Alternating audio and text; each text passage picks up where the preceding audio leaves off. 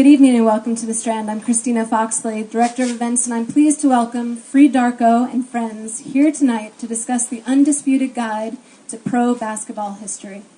In their review, the New York Times praised the Undisputed Guide, saying, "Baseball has its numbers and football has its hard hits, but basketball, more than those sports, has style. And no one has done more to try to capture that than the collection of bloggers known as Freedarko." Joining us tonight are, if you raise your hands when I call your name, that would be helpful, Bethlehem Shoals, a founding member of Freedarko, contributes regularly to NBA Fan House. His work has also appeared in Sports Illustrated, Slate, McSweeney's, Deadspin.com, SLAM, and The Nation. Jacob Weinstein is a cartoonist, illustrator, and designer whose work has appeared in The New Yorker, McSweeney's, Tin House, and other publications.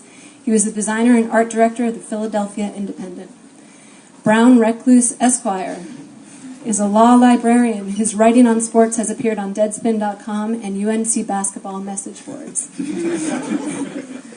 Dr. Lawyer IndianChief holds a PhD in psychology from the University of Chicago. He has written about music, science, and sports for outlets such as The Fader, Scientific American, and ESPN The Magazine.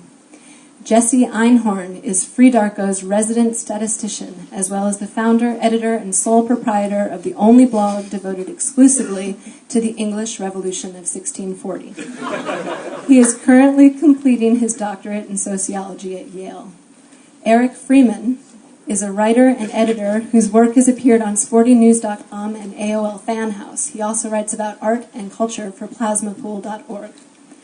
Lang Whitaker is the executive editor of SLAM magazine. He appears regularly on NBA TV and has also written for Sports Illustrated, Esquire, InStyle, and Antenna, among many others. In the Time of Bobby Cox, his memoir about growing up as a fan of the Atlanta Braves is due out from Scribner on March 1st. Pre-order now. Pre-order it now, yes. J. Gabriel Boylan is an assistant editor at Harper's Magazine and writes frequently on music and art. His work has appeared in Spin, The Nation, Book Forum, The New York Observer, Vibe, and elsewhere. For many years, he was the lead singer and songwriter of Electric Light Orchestra. And moderating tonight's discussion is Will Leitch, the author of 4 books, Are We Winning?, God Save the Fan, Catch, and Life is a Loser. He is the founding editor of Deadspin and a contributing editor at New York Magazine. Following tonight's discussion, the group would be happy to take your questions. They will then sign copies of their book for you, which you can purchase downstairs on your way out of the store. Please join me in welcoming Will Leitch and Freedarko to the Strand.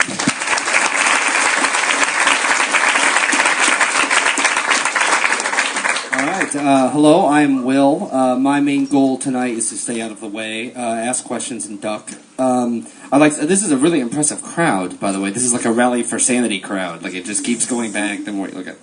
But anyway, one of the general things I want to talk about, one of the things I found fascinating reading the book, which I'm here, so I obviously loved it. And I want to talk to direct this question to Shoals first, with an exception that I want to get to later. One of the things I find interesting about the book is like with a lot of other sports, you see history repeating itself in a lot of ways. You see hysteria about, in baseball, you see hysteria about gambling, to steroids. You see hysteria in football. Well, football just changes its rules every week, and no one really minds. But one of the things I found interesting about the book is that, with the exception of maybe the idea of how they would change the rules for Mikan, or they would change the rules for Wilt, and so on, it seems like every sort of history is different in a lot of ways, and it does seem to. Every generation almost has its own new experience in all the ways. Did you find that when you were reading it? Is that an accurate representation? Did you see that? I suppose. Yeah, I definitely agree with you on that. I mean, to some extent, this is a game. It's a very young game. Basketball and sort of professional basketball in the modern sense really comes around with the shot clock in the mid-50s, and it also, it does constantly evolve in a way that, no offense to baseball, I always get in trouble when I do this because I compare sports, and then afterwards someone comes up to me and is like, yeah. But, baseball is the sport that more, so it makes sense that it would repeat itself, whereas basketball seems to be the sport that's always, you pointed to the rule changes, but that's sort of indicative of the overall spirit of basketball. Like, it's always reinventing itself. There's always some new influx of ideas about how to play the game, and that was one of the things that was so interesting about doing this book, is realizing that, I think a lot of times when people think about the olden days of basketball, they imagine a bunch of bounce passes and like white guys who can't dunk, and that happened until Michael Jordan showed up. And in fact, people have been confused by developments in the NBA pretty much since the day the NBA started. There's always something coming down the pike that makes people go, huh, now what the fuck do we do? So that's actually was the working title of the book. Now what the fuck do we do? Now what the fuck do we do? The huh was in italics. Yeah, that's good. All titles are in italics. One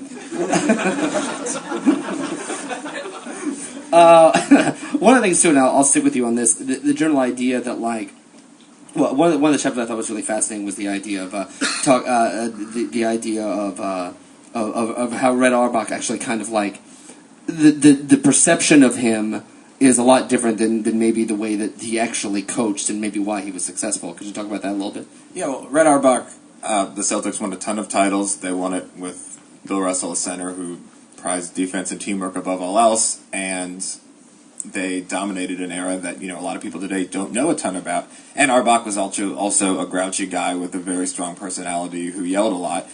And projecting back, we assume this team must have been incredibly dull. They must have been methodical in the most mind-numbing way. I can think of several other ways to say dull if you want, but that would bore me. And what we actually, this is one of the wonders of the information age, is that YouTube exists, and you can go to YouTube and find actual live footage of everything that ever happened anywhere. And you can now go back and watch whole Celtics games, and all of a sudden you realize that they get up and down the floor as much as any team ever has. And this whole emphasis on defense, where you hear Russell 38 rebounds and he blocked every other shot. Well, he was doing that so he could kick the ball out to Kuzi or Sam Jones or someone to start the break to go the other way. And again, I think we deal with these very, very simple signifiers when we look at basketball history. Coach who had a strong personality and an identity and a winning team, and defense wins championships, and from there, we just assume whatever. I mean, it's sort of like the whole thing today, like Larry Brown and his right way. Well, a lot of people would assume that's the way basketball has been played back to the Stone Age, when in fact Larry Brown, a lot of that he just kind of decided he would call the right way. And everyone assumes that because he's old, it must be something taken from the olden days. And that's what I think, was so interesting. I guess almost every answer to this, I can say, what was so interesting about doing this book was realizing, we kind of went into this book thinking we don't know a lot of this stuff, we should learn more about it because we're doing a book on it. But it was pretty fascinating to realize not only on sort of the detail level, but almost on a meta level, we really had no idea how the currents of history work in basketball. I thought it was interesting, and this is something that Mr. Recluse wrote in a different context. You were writing about how when you look at the accomplishments of Karl Malone and Charles Barkley and those guys, the ones that never got the title because of the Jordan era, you actually use the term, which I love, that you have to look at their years as though they were lifespans of characters in the Old Testament. And I swear you wrote that. Well, you wrote that? Shit, I labeled that wrong. Oh, you're right. That is LIC. I'm sorry. Okay, well, give the mic to him and stop it. But one thing that I find interesting about, because I think the book does a really good job of when you look back at the old numbers, you talk about this in the Will chapter, the idea that like 100 points, that just seems so crazy, and you look at a lot of these things that happen, but when you really look at the way that, the way you guys break it down, it shows that these were actually real things that happened, I suppose, as opposed to it demystifies it while still actually kind of celebrating it. Do you think that's accurate, I suppose? Yeah, sure. Thank you for your thoughtful response to my awesome question. Well, I was just thinking when Shoals was saying now you can look back on YouTube and find clips of virtually everything that happened. You can't find clips of the 100-point game, can you? Now, I don't know. I think, I don't know. I actually think a lot about the modern era, and I think about the finite number of teams and players that get to win championships. And you look at even, the Kevin Durant led Thunder, who I don't think they could compete with the Lakers or something like that, and they can't compete with probably the Celtics at this point, and in their current incarnation couldn't win a championship. But wouldn't it be a shame if someone like Kevin Durant got lost throughout history? And I think there are a lot of characters like that throughout history because, as Scholes said, the game is so young and there's a finite number of MVPs. And, I mean, Bird, Magic, Jordan, the Celtics account for so many titles. I think just a lot of the characters get lost, and I think we tried to bring some of them out in this book. Sorry, because I'm sitting in front of a microphone, I might have a hair trigger. I mean, one thing, too, that was interesting was, there's also entire decades that get lost, even for teams that win championships, like the Sonics in '79. Gus Williams is here. He won a title, and, a lot of people today might not know who he is, even though that's a team that did win a title. I mean, finite number of titles, but there are even championships that go unrecognized because for whatever reason, today we just don't bother to understand 1974 to 1981 as relevant years. It's worth noting, by the way, Gus Williams is here. Yeah, I did. It's worth pointing out where. There he is. Hey.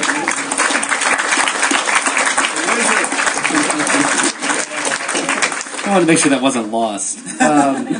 Jesus Christ, Gus Williams is here. Yeah.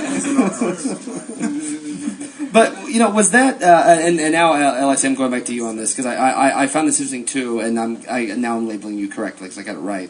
The one thing that you talked about, too, was, people talk about different changes, and, one of the things that's fascinating about the book is that, every new thing that happens seems to signify a different direction in the game, that seems to go here and here, and you wrote a great chapter about Drazen Petrovic and the idea of the Euro players, and kind of, how that was the first start in that, and how in actuality, he was a lot different than, I think, kind of the dumb stereotype of what Euro players are. Could you talk about that? Right. Drazen Petrovic, as I found out from reading a lot of articles, mostly from Sports Illustrated, was a real tough guy. I think he dumped a bottle of water on a referee, challenged Blue Edwards to a fight, pretty much demanded a trade from his first team, was very concerned with the war going on back home in the Eastern Bloc, and it's just such a far cry from sort of the soft Euro stereotype of some of these guys like Skeetishvili, and I'm not going to say Darko because Darko is killing it. He's leading the league in blocks, for crying out loud. But the early days of Darko, yeah, right.